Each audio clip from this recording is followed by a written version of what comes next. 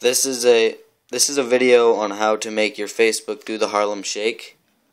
You have to be using a Google Chrome browser.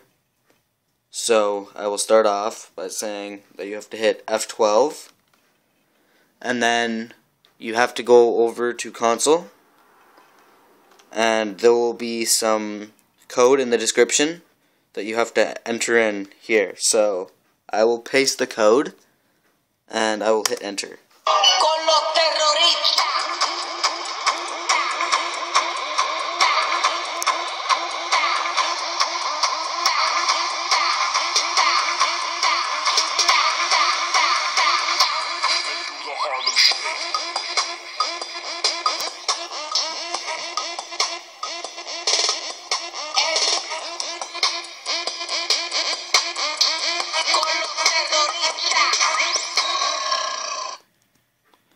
That's basically how you make your Facebook do the Harlem Shake. Thanks for watching.